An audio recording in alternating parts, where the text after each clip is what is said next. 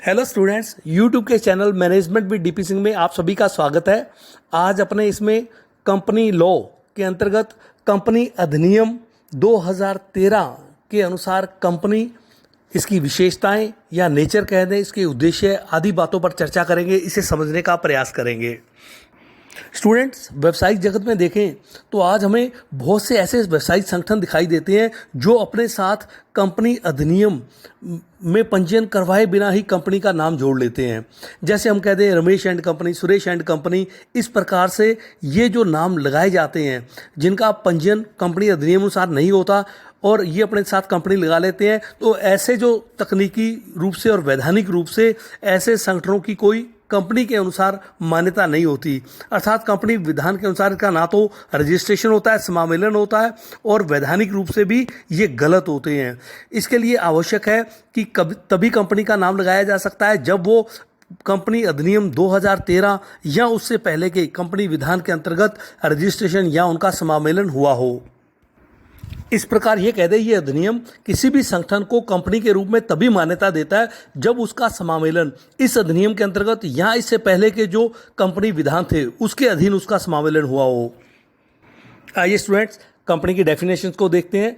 Chief justice martial, America के जो chief justice थे मार्शल के अनुसार, उन्होंने कहा कंपनी अदृश्य अमूर्त होने के साथ साथ एक कृत्रिम व्यक्ति है जिसका अस्तित्व केवल कानून की दृष्टि में होता है। क्या कहा उन्होंने कि कंपनी अदृश्य, न दिखाई देने वाली, अमूर्त होने के साथ साथ एक कृत्रिम व्यक्ति है, आर्टिफिशियल एक मनुष्य है और जिसका अस्तित्व केवल कानून की दृष्टि में ही होता है।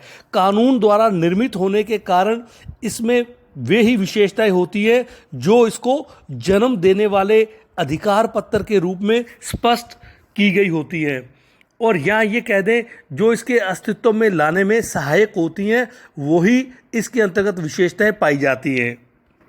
प्रोफेसर हैने के अनुसार कंपनी से आशय विधान द्वारा निर्मित ऐसे कृत्रिम व्यक्ति से है जिसका पृथक अस्तित्व व अविच्छिन्न उत्तराधिकार होता है और जिसकी एक सार्वभौम मुद्रा होती है।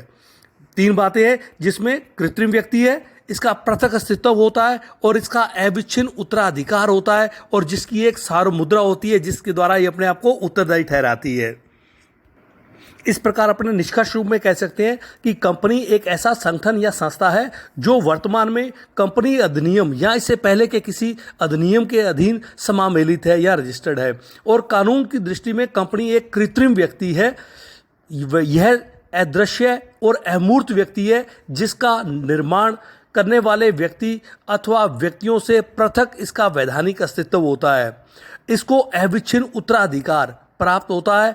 इसकी पूंजी अंतर योग्य है, अपने कहते हैं अंतरण योग्य अंशों में विभक्त होती है, अर्थात ट्रांसफरेबल जो शेयर्स होते हैं उसमें विभक्त होती है और इस अंशधारी इसका सदस्य होता है या अनेक व्यक्ति जो इसके अंशधारी होते हैं वो इसके सदस्य होते हैं और इसका दायित्व सीमित होता है, अर्थात उनके अंशों द्वारा अंकित मूल्य तक इनकी जो दायित्व होता है वहाँ तक इनका उनकी दायित्व की सीमा रहती है।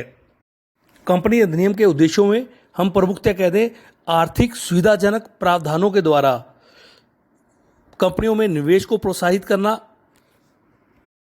कंपनी के कार्यकलापों से संबंधित सभी उचित सूचनाओं के पूर्ण व न्यायोचित प्रकटीकरण को सुनिश्चित करना, अंशधारियों को प्रभावी भागीदारी और उसके नियंत्रण को सुनिश्चित करना, कंपनी के प्रबंध के लिए जिम्मेदार व्यक्तियों को उनके कर्तव्यों की पालना हेतु बाध्य करना, यदि किसी कंपनी का संचालन अंशधारियों द्वारा कंपनी या जनसाधारण के हितों को प्रतिकूल किया जा रहा है तो उस कंपनी के कार्यकलापों में हस्तक्षेप करना, जांच पड़ताल करना, सरकार को शक्ति प्रदान करना, भारत के संविधान की रीति निर्देशक तत्वों के अनुरूप सामाजिक व आर्थिक नीतियों के उद्देश्यों को पूरा करना, औपचारिक प्रक्रियाओं या हम कहते हैं न्यूनतम व्यय पर कंपनियों को संचालन व नवाचार में स्वायत्ता प्रदान करना,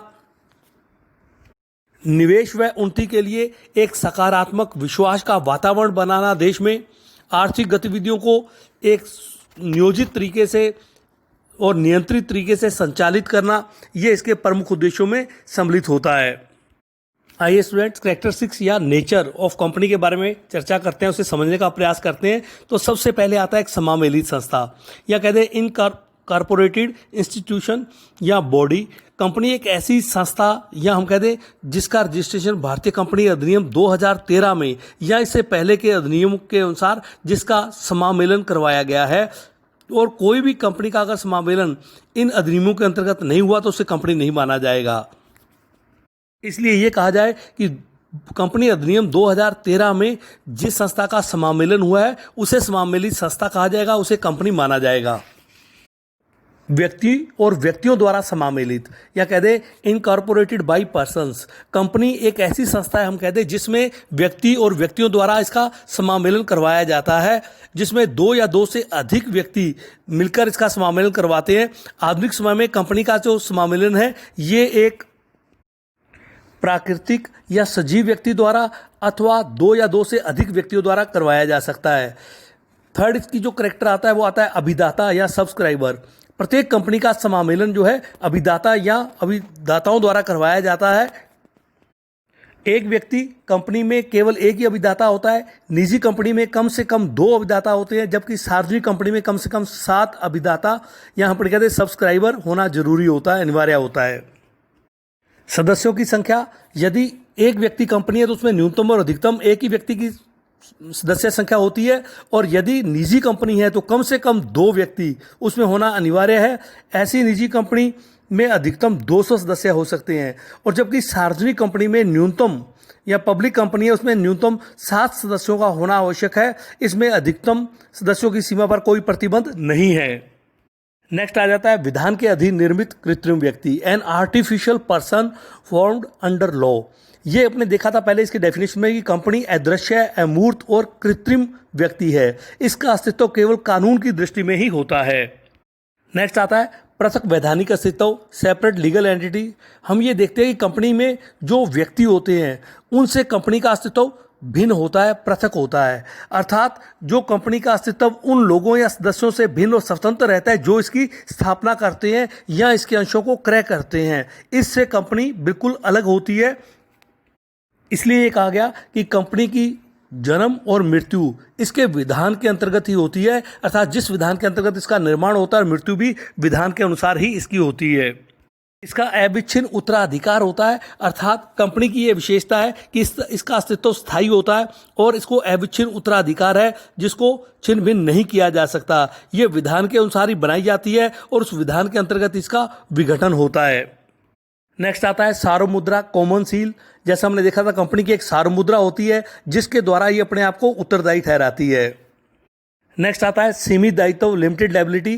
कंपनी प्रारूप का सबसे बड़ा लाभ यह है कि इसकी एक महत्वपूर्ण विशेषता कह दें कि कंपनी के सदस्यों का दायित्व सीमित होता है। सामान्यतः अंशों द्वारा सीमित कंपनी के सदस्यों का दायित्व उनके द्वारा क्रय किए गए अंशों के अंकित मूल्यों के तक ही सीमित रहता है, और यदि सदस्यों के अंशों का समस्त अंकित मूल्य पहले से चुका दिया है तो कंपनी के सदस्यों को अब और अधिक राशि वसूल उनसे नहीं की जा सकती।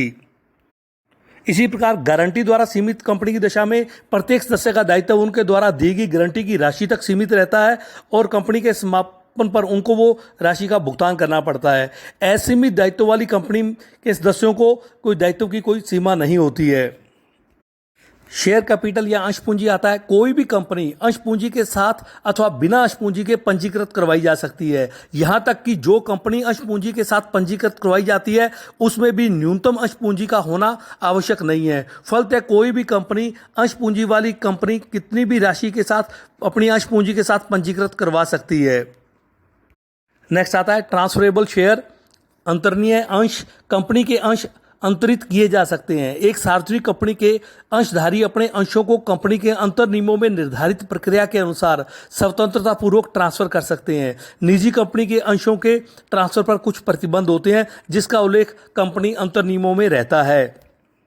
और लास्ट इसमें कहते हैं सेपरेट प्रॉपर्टी, पृथक संपत्ति। कंपनी की संपत्ति इसके अंशधारियों की संपत्ति नहीं है, अपितु कंपनी की अपनी संपत्ति मानी जाती है। कृत्रिम व्यक्ति होने के उपरांत भी कंपनी एक वास्तविक व्यक्ति या रियल पर्सन है, अतः कंपनी अपने नाम से संपत्ति का क्रय विक्रय कर सकती है, उसे बंधक रख सकती है, उसका उपयोग कर सकती है। कैपेसिटी ऑफ कॉन्ट्रैक्ट, अनुबंध करने की क्षमता। कंपनी में अनुबंध करने की क्षमता होती है।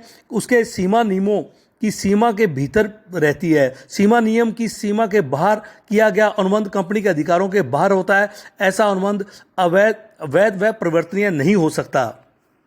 तो स्टूडेंट्स, ये था meaning, definition of company, characteristics, nature of company और ऑब्जेक्ट्स ऑफ कंपनी को अपने यहाँ समझने का प्रयास किया। धन्यवाद।